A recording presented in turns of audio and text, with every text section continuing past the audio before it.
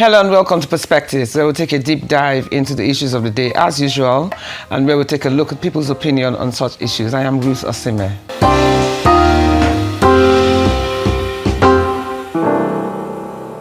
Welcome back to Perspectives, the Honorized News. Today, Nigeria stands at a tense moment, with rising public frustration over perceived double standards in justice, deepening insecurity, and the steady spread of insurgency and banditry across vulnerable communities. From the courts to the streets, from rural villages to major cities, the pressure on the nation's security architecture has become impossible to ignore. Pressures facing the justice system, the security gaps, and the political dynamics continue to fuel public concern, with Nigerians demanding fairness, accountability, and real protection. It is against this backdrop that President Tinubu has declared a nationwide security emergency, authorizing massive recruitment into the police, army, and DSS, and ordering an immediate expansion of training facilities, including the use of NYSC camps, to rapidly deploy more personnel to troubled areas. The message is clear. The situation is urgent, and the government intends to put more boots on the ground. Nigeria's path forward will depend on the ability of leaders to act decisively and on the collective commitment of citizens to insist on transparency, fairness, and real protection for all communities. We are heading for a short break, but stay with us because coming up shortly is the conversation proper with our guest today in no particular order. Dickson, Osajie, Jimmy Abia, and Omoyele Sowore. Perspectives return in just a moment.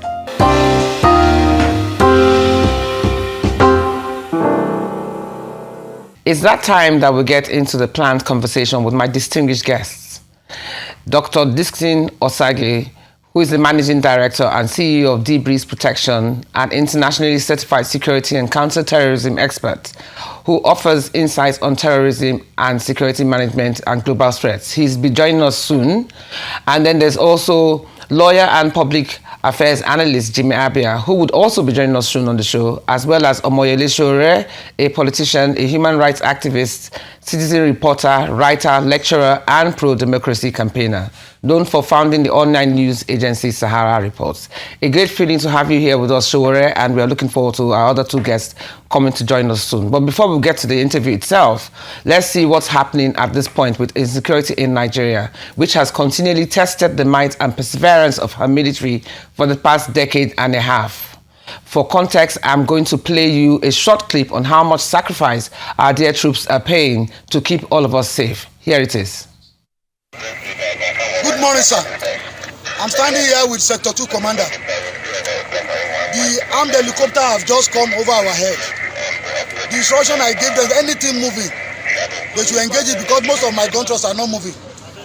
Like I said earlier, we are with the leading MRAPs. And the 3 battalions are fighting and deployed. Nobody is running. But what we have here, I will give you some estimates to guide your good decision, sir. Boko Haram has fired more than 100 mortar bombs at us. They have fired more than 80 to 100 RPGs at us. In addition to more than 8 to 10 gun trucks from every side since yesterday.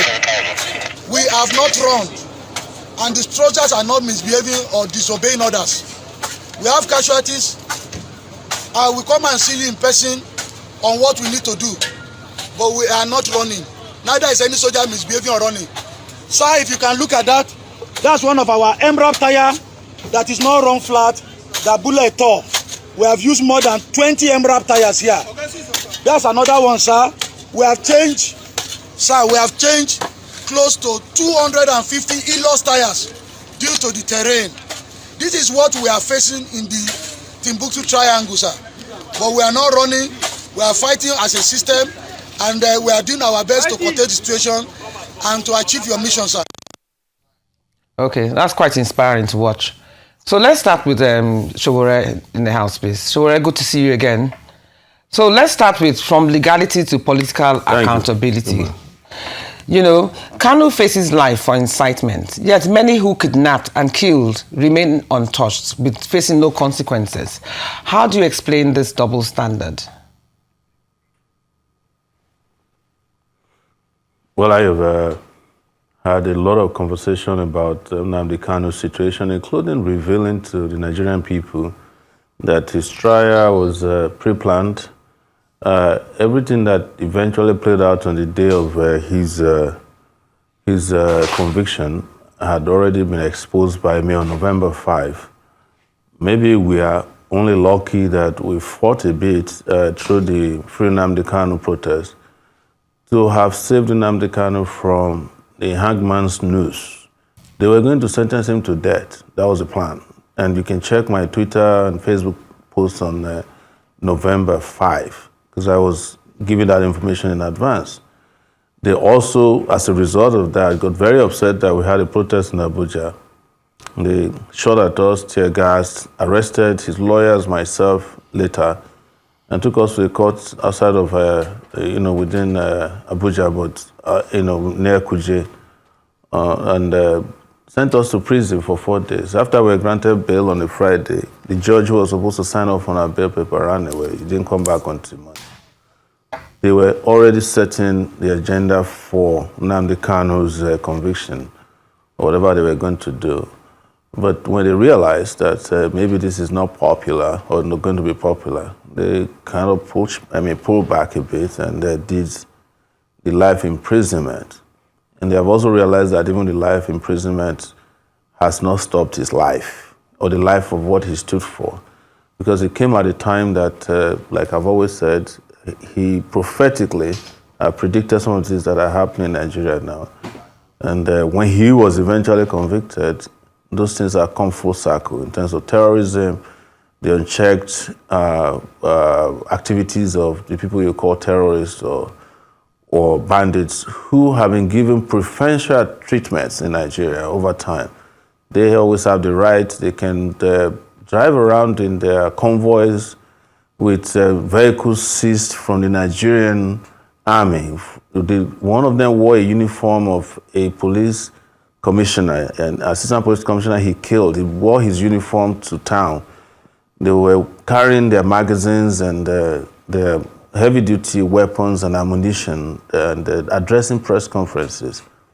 I insist that till date, the only evidence that was adduced against Nnamdi Kanu in his trial, the whole trial, was that he had a microphone and he had a radio transmitter and his underwear, both top and bottom, that he found in a hotel.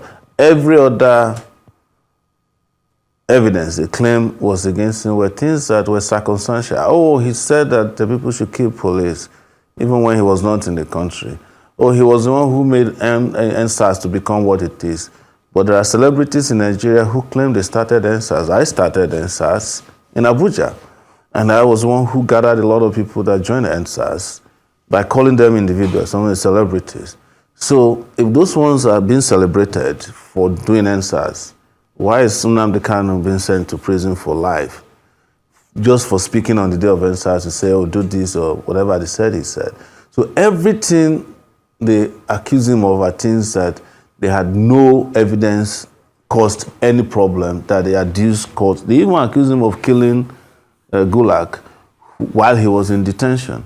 I know something about being in DSS detention. You have zero access to communication. Even if you do, if you smuggle something, and they have a way of monitoring you. So how could somebody like that be sentenced to death? And the terrorist from one of the Boko Haram commander was sentenced to 20 years in prison. That is why Nigeria is where it is today. Some people in our animal farm, some animals are superior to others. And until that is addressed, until the justice applies to everybody in Nigeria, you are not going to get peace without justice. That's what so many of us have been saying, whether you like to hear it or not. But I feel it has come full circle now, that even those who felt like they can bamboozle others by saying, oh yeah, he did this, he's a bad person, they are now dealing with the real bad people. Unfortunately though, those real bad people have cover. They have immunity. Okay. We're going on a break right now. We're still going to continue this conversation because you're digging right deep into it. So we're going on the break right now. We'll see you right back on Perspectives. Grab a cup of tea, as I always say, and see you soon.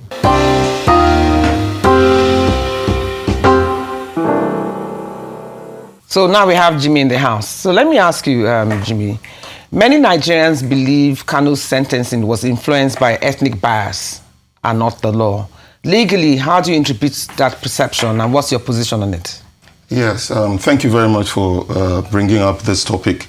One thing people need to understand is that it's not necessarily that other considerations would have come into play in a decision of court if somebody does not succeed in his case being upheld or in his defense being upheld.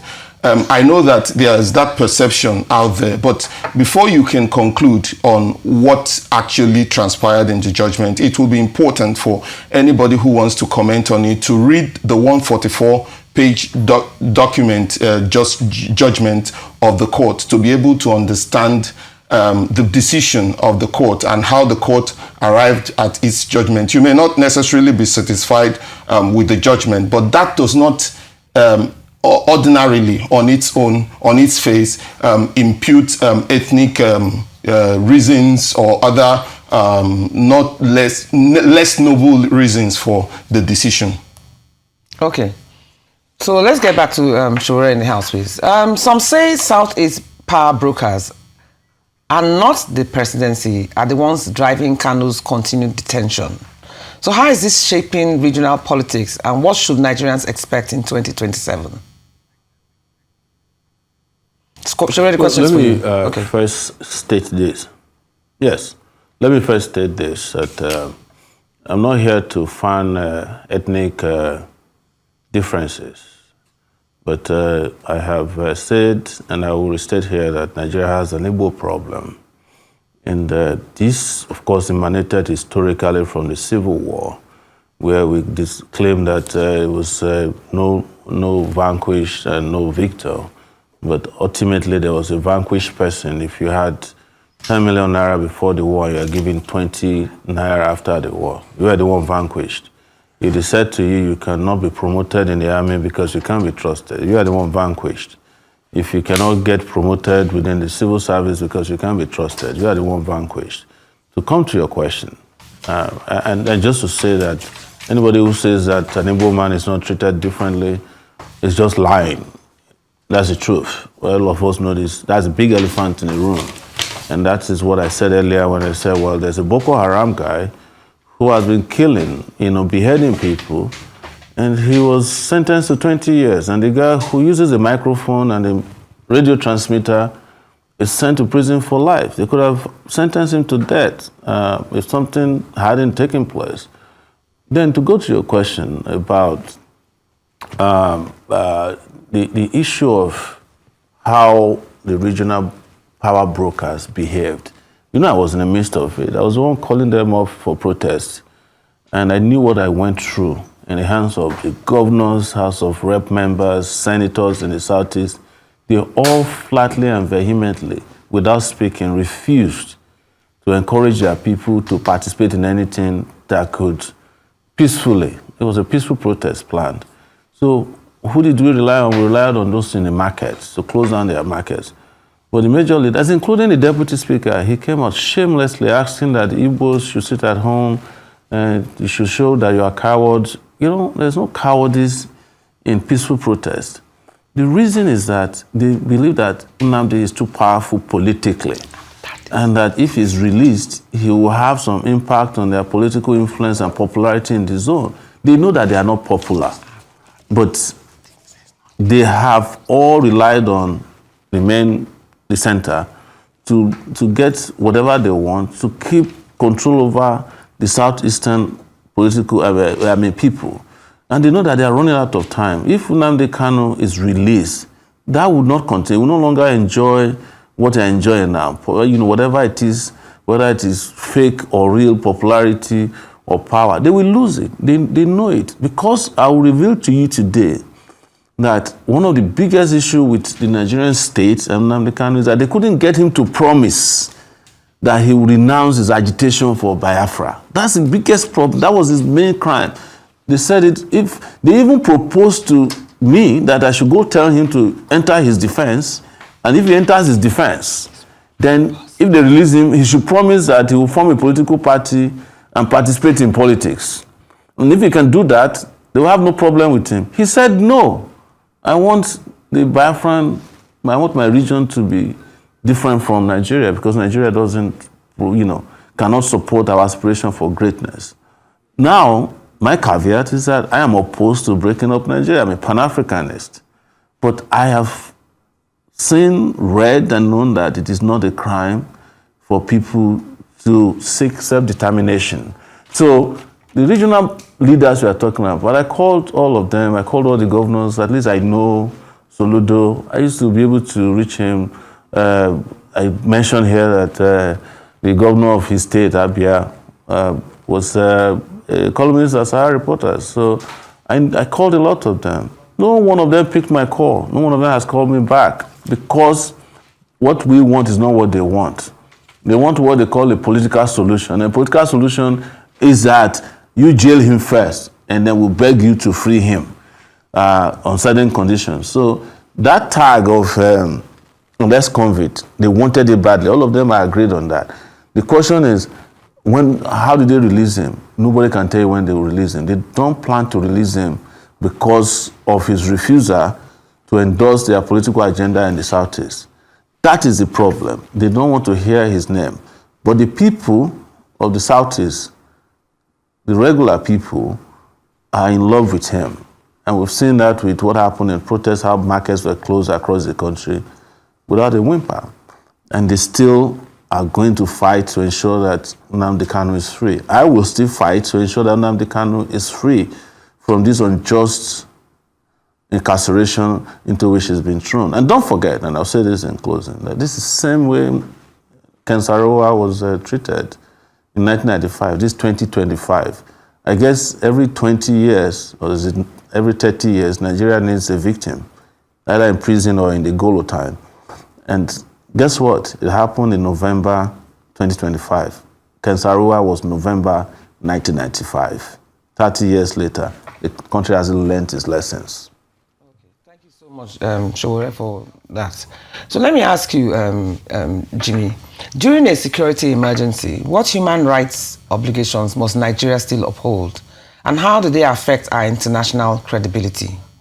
Okay, this is an interesting question. During a security emergency, the law expects that the country would uphold Chapter 4 of the Constitution, which deals with fundamental rights, human rights. However, where there is a declaration of state of emergency, now we should be able to differentiate the two, because Section 45, subsection 3 talks about a proclamation of state of emergency. Recently, the president came up and said that there is a talked about declaration of security emergency. But having not gone through the process of Section 305, which deals with proclamation of state of emergency, which also involves the National Assembly coming to decide that matter with the requisite majority, you cannot really say that, legally speaking, that we have a state of emergency on security. But the statement of the president can be seen in terms of a policy directive for the executive, that the executive is seeing this as a more serious issue.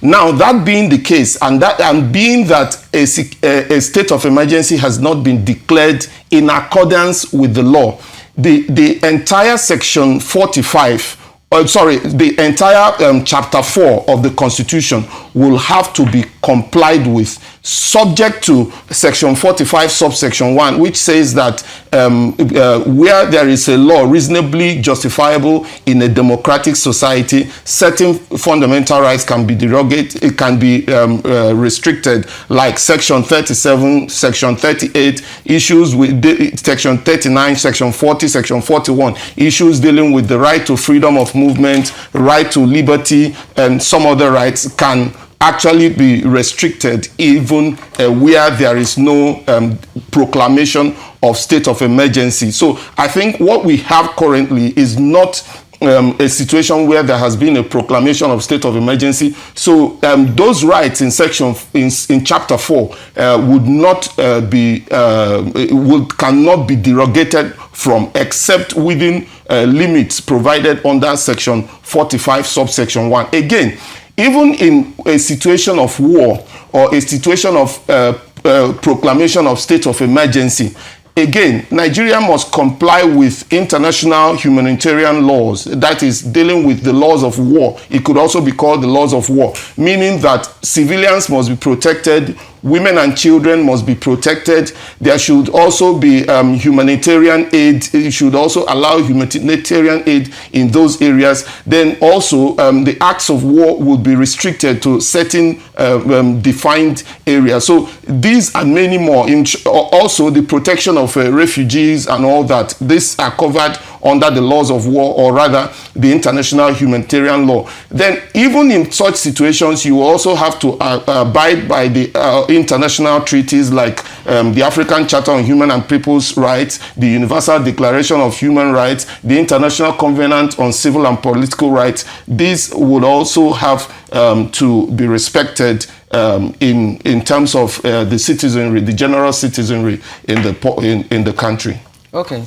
Let's get back to Sowore. Thank you for that, Mr. Abia. Let's get back to Sowore in the house. Now, Sowore, as you know, there's been a very strong speculation that there is a cabal that controls Nigeria's security. So how much influence does this cabal really have on national security, and how aware or constrained are presidents, both past and present, by this shadow network? You know, when people don't have anything to offer, they keep giving you excuses. There's a cabal, there's a group of advisors, there's a shadow cabinet, there's a kitchen cabinet. They have all kinds of label for them. But the question you should ask yourself is that if you are going to be president of Nigeria, didn't you go there with your own cabal? So it's a question of character, of leadership. It's not any cabal. There's no cabal anywhere that you walk into Aso Rock and says you cannot govern. There's no cabal that says a bulldozer cannot construct a road. There's no cabal that stops, the cabal doesn't stop those in power from stealing. Like we had of the former central bank governor, Emefiele, and the rest of them that are now undergoing. This cabal doesn't stop them.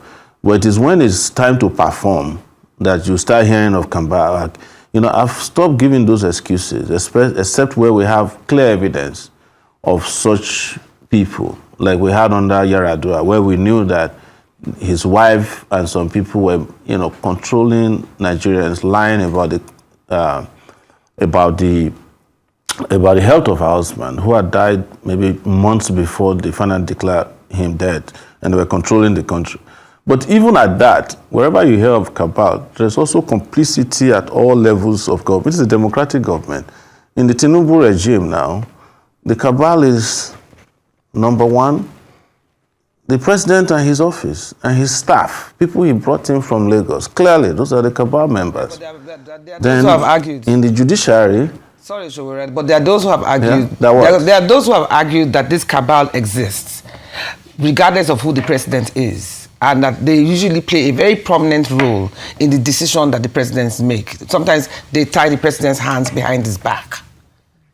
So are you saying this cabal doesn't exist? So has any president ever told you, has any president ever told you that they tied his hand behind his back? No, but they won't say that. But from the actions that we're seeing. You help them repeat. So you're saying no cabal exists? No cabal exists? Yeah, you know, the number one cabal in the country is the president of the country. In a powerful presidency like Nigeria's presidency, okay, there's nobody who tells the president what to do. The president has a final say Of course, there might be people, there might be special interests. There are special interests everywhere in the world politically. But in our own case, even the president of Nigeria is more powerful than the US president. All they do is what the president wants to hear. So if anybody is failing and they are telling there's a cabal, they are trying to shift the blame away from their own failure, glaring failure, to a shadowy group that you and I have no evidence exists, so that you keep helping them to repeat the excuse of why they failed in the first place. That's why we keep saying you should challenge these guys during the election. Don't let them run away from debates. Tackle them. We in the last election, we saw what you guys did in the press. You will not interview the people you claim are the main candidates. Every day you interview their minions. But when it comes to those of us who have ideas, we rarely get interviewed. Then when it comes to your analysts, they're analyzing the people who are going to fail. They don't analyze the people who have ideas. I saw it on this table, on Arise TV. You have some political analysts, all of them. They're always analyzing the people who have failed in their past jobs or who are going to fail. When you ask them, what about the other candidates? They say, those ones don't matter. But that is because you keep helping them to repeat the same lie as a cabal. How can somebody tie the hand of the president of Nigeria behind his back? Who? Who is that person? Is he the IG of police, or is he in the army? Is he retired or serving? Who? Is he a traditional ruler? There's nothing like that, because the way Nigerian society is, the person who is number one becomes everything. He's a traditional ruler, he's a chief priest, he's the president, he's the chief judge, he's the Senate president, he's the Speaker of the House. But if that's you know the case, how these things work. If that's the but case, when they want to lie to you, when they want to lie to you, they'll tell you, oh, somebody's holding, they tie somebody's back behind it. That's what judges always say to you all the time. Oh. Well, I would have given you bail. Somebody is tying my... How do you say that in a democratic society and we keep repeating it? If somebody's hand is tied behind his back, he should leave power. Resign. But let him use the last opportunity he has, grab a pen and resign, and let people whose hand cannot be tied behind their back assume power, and you see the difference in hours. But if that's the case, and you say the president is so powerful, the number one most powerful person in Nigeria, why do we now seem to be be in a compromising situation where we try to negotiate with the bandits, as we have seen? Why do we do that? Why don't they just arrest and do capital punishment for them? It is because your president is incapable of doing what he was elected or appointed, but if he's the most powerful or selected person to do. But if he's as powerful as you say he is, the most powerful person, why should he be? You can have a powerful position. You can have a powerful position and not have a powerful character or competent character. We have seen that happen all over the world. You see, there was a time the US, I think it was Roosevelt, or one of their presidents, was wheelchair bound. Nobody knew, because he was performing his job very well. But in Nigeria, you see an able-bodied president, and he's not really able-bodied. You just present him as an able-bodied person. Mentally, he's gone. Physically, he's gone. They pump them up. They come and say something. They say, oh, keep repeating that. That is what is the problem. What I'm saying is that the position of president of Nigeria is a powerful position. I am not saying that the people who have run those places are powerful people, because most of them are intellectually bankrupt. Some of them are physically incapable of doing things, and there's nothing wrong with having physical incapacitation, but you just have to reveal it so that we know the extent to which you can do and not do your job. Thank you so much. That's why I told you earlier, I was a reporter who covered the president who had died 5 months before, and they kept saying that he's still president of Nigeria. I'm talking about Yar'Adua. We're going on a break right now. Don't go anywhere soon. Grab a cup of tea, as I always say, and see you right back on Perspectives.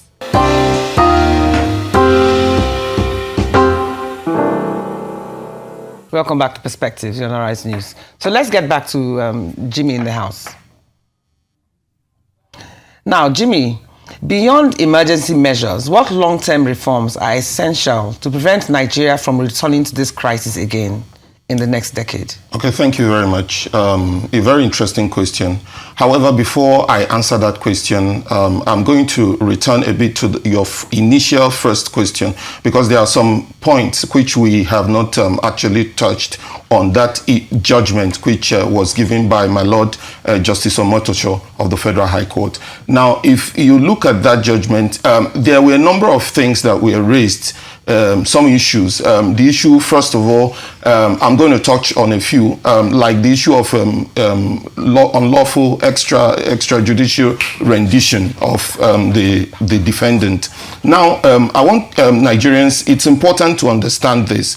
The Nigerian law, the position has always been that regardless of however a person has been brought to trial, the person can get damages or compensation for how the person was wrongfully brought to court. However, it does not vitiate the trial that follows it. Now, even in this particular case, in the initial case which came up at the Supreme Court, that matter has been decided by the Supreme Court, saying that regardless of the way the defendant was extrajudicially, extraordinarily renditioned, that it does not affect the judgment. That was on the basis on which the Supreme Court set aside the discharge by the Court of Appeal. So that matter having gone to the Supreme Court, unless the Supreme Court overrules itself, that remains the position of the law. Then another issue which was raised was that issue of repealed law, that the laws have been repealed. Now, there's a misunderstanding on that issue, which is that a lot of people have said that where a law has been repealed, that the law is of no effect at all. If you look at section 36, subsection 8 of the Constitution, the Constitution deals with the law at the time the offense was committed. Now, what that means is that regardless of the repeal of the law, that if an offense was committed while the law was still in place, a person can still be tried on the basis of that law, regardless of the repeal. This is also supported by section 6 of the Interpretation Act, which says that regardless of any repeal of a law, that it will not affect actions which have been commenced, or proceedings or investigations which have been commenced upon that repealed law. If you also look at the Terrorism Prevention and Prohibition Act, upon which the defendant was charged in that particular case, you will see that there is a savings provision in that law. Section 96 and section 97 of that law clearly make provision for a savings provision. What is a savings provision? A savings provision is a provision in a law which gives opportunity and leeway to try persons under the act, despite the fact that particular law has been repealed. There are a number of other issues, issue of jurisdiction, and then issue of whether the issue of jurisdiction would have to come up first and be decided as part, or be decided as part of the judgment. Then on the issue, whether what can be done, to prevent this kind of situation arising in future in terms of insecurity in the country. I think it's important that Nigeria at this point deals with the issue of corruption, because it is corruption that makes it possible for funds that should actually go into fighting insecurity, to be diverted and all of that. Then it's also necessary that there is the political will to fight insecurity. Then Nigeria would probably need to also tinker with the structure of the federation, because I think that where is the country where everybody can actually determine their future. Every region of the country can determine their future regardless of whatever the other parts decide.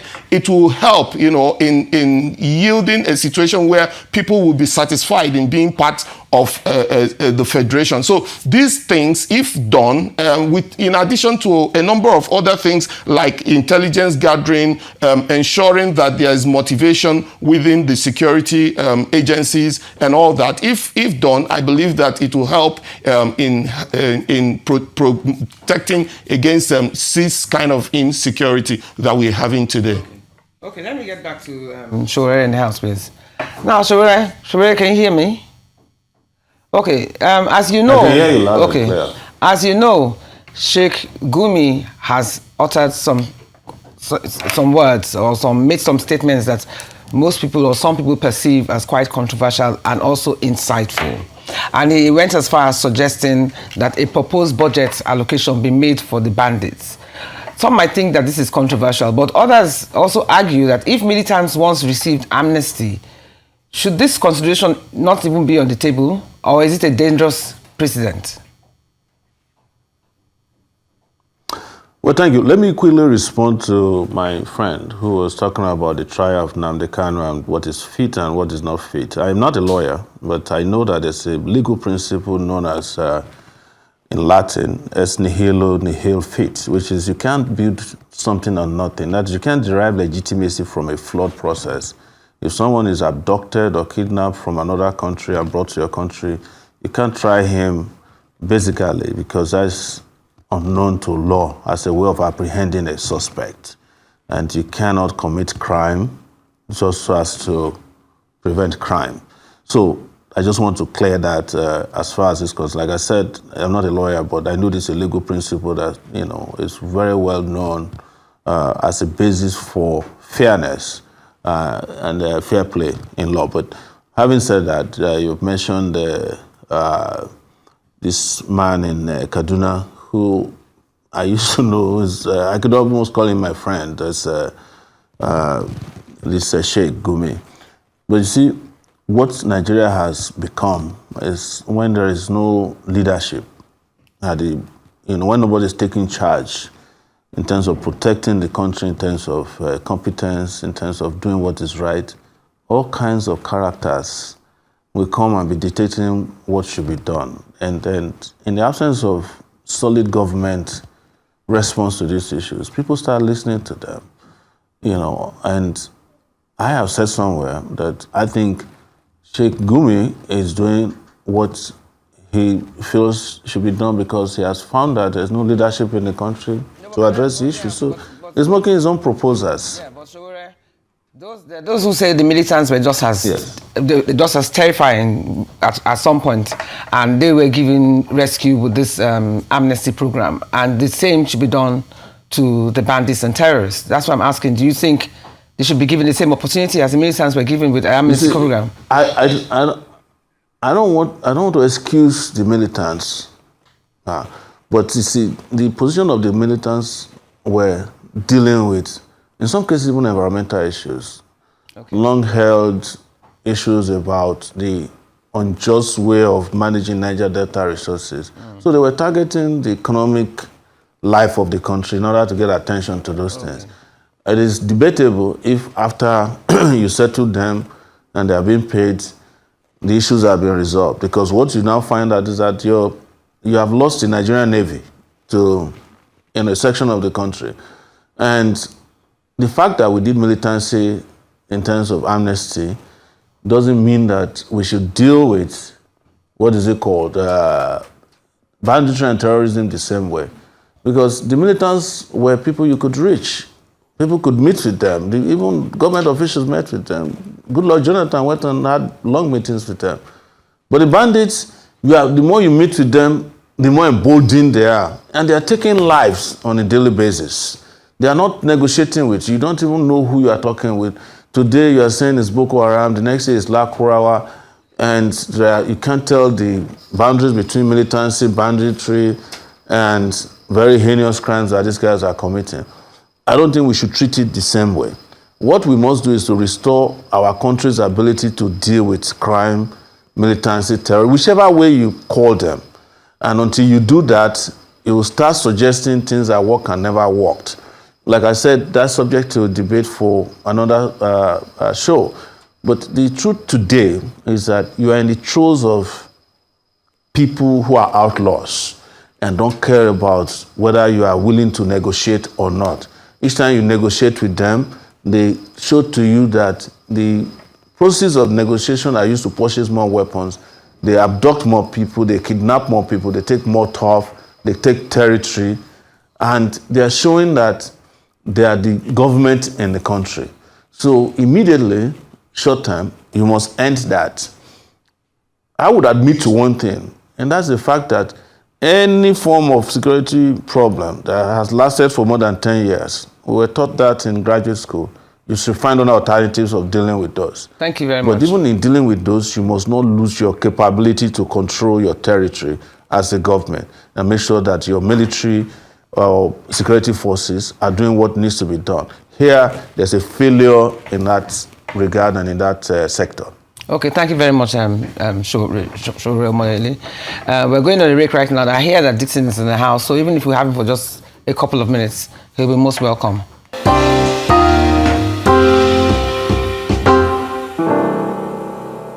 We now have Dickson in the house, so better late than never, as they say. So welcome to Perspective, Dickson. Thank you for having me. So let me ask you, what can global partners realistically offer Nigeria in this fight? And what internal gaps must we fix for the support to be effective? Oh, fantastic question. Thank you for having me.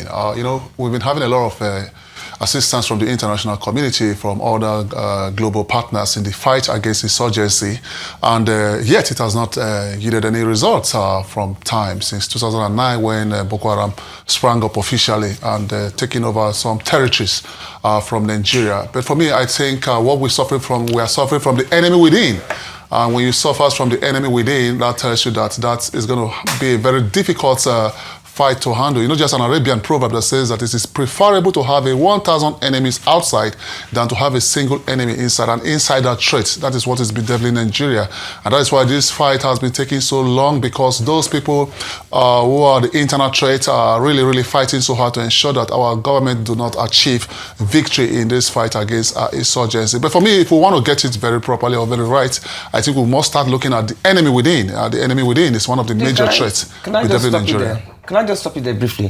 Because I did mention a cabal, the existence of a cabal, to one of the guests, and he said that that is just a myth. So do you actually believe that there are enemies within that want to continue this insecurity? Of course there are. Some few years ago, the United Arab Emirates sent some list of terrorism sponsors to the federal government of Nigeria during the time of General Muhammadu Buhari, the former president. And Nigeria had expected that the list that were sent to the federal government would be made open for us to know who are the enemy within. But that list up to today, we've not seen it. And sometimes, a few months ago, we learned about some secret trials of these sponsors of terrorism. And I see that as a defeat on our national security. I see that as an abuse on our strategy, because if we don't take out this enemy within, we'll keep on fighting. Why is it impossible to take them out? Well, I think the government should be able to give us a response, because I think nobody is bigger. What do you think is the For me, I think the government is not really serious about the spread of insecurity, and they don't really want to hit or take the bull by the horn, because I don't think any person in this country is bigger than the law or bigger than the federation. We've seen Sheikh Gumi coming on air or on board on various platforms, defending the killers of our soldiers, defending the killers of our officers and men. And I just sometimes worry if this man is above the law, or if this man is above the state of Nigeria or above this country. But for me, I think it's not just that we are not ready as a government. And if we are ready, we'll start going after the sponsors, going after the cabals, bring them to book. Because if we want to keep on fighting or killing these terrorists or these fighters, we will kill them till eternity. And newborn babies in next few more or some years to come, from the terrorist perspective, or families would want to go into terrorism. So we need to strategically fight this war and ensure that we wipe out the sponsors, the financiers, and also ensure that we delink with the resource and we demobilize them, because they use resources, and without resources they will not strive. So let's try and see how we cut off the enemy within and also cut off their resources. That is de-resourcing. When we de-resource this criminal element, I tell you, they will not have more resources. But do you think the president's speech about recalling VIP soldiers that protect VIP, recalling getting new troops, how much cost training do they need? How much do they need to train to be ready to face these insurgents and the bandits and Boko Haram? And then also, they don't even have the kind of instruments we hear that those ones have. So how long should this training course be to make our soldiers effective enough and capable enough to face the bandits? And do you also think that some old retired soldiers should be recalled from the experience? From the last question, fantastic question, Ruth. I don't think we are just mixing up issues in this country. I don't think personnel is a problem, and I also don't think that we don't have the capability and capacity. But I just think do we have enough soldiers on ground? Yeah, we have soldiers on ground, but we don't have enough soldiers. This battle is all about having effective synergy with all security agents from intelligence perspective. Because if you have a lot of manpower and you don't have the strategic drive to defeat these guys, they will keep on killing your officers. But realistically, how long a course should they do? How long should be the training or whatever it is that they require? Well, I don't know, maybe 6 months. If they want to have an emergency training, maybe 6 months, maybe 3, 4, 5 months. But like I rightly said, that is not the case. What we need to start looking at, the preventive measures, reactive measures, and proactive measures of the response mechanism of a given state. If we don't have an effective measures in place to ensure that we respond when crimes, when there's a commission of crime, and also we have proactive measures in place instead of being reactive, because what we have in our country, we're always being reactive after the commission of crime, which simply implies that security has been defeated. But for us to get it very right, finally, I think we need a holistic plan. The president has talked about personnel. There are 3 measures when it comes to security management: the people, the processes, and technology. Okay. So the government should also see on how we should, have an effective technology to hover around the enemy space and make sure that we fetch intelligence back to the state for them to go and eliminate them from their ungovernable space. We say a big amen to that. So any last words, 30 seconds each. Any last words from you, Sowore, before we close? Well, I just want to say that when you are looking for enemies within, look at your government. The government of Nigeria today is the enemy within. Enemy within is incompetence, enemy within is compromise, enemy within is corruption.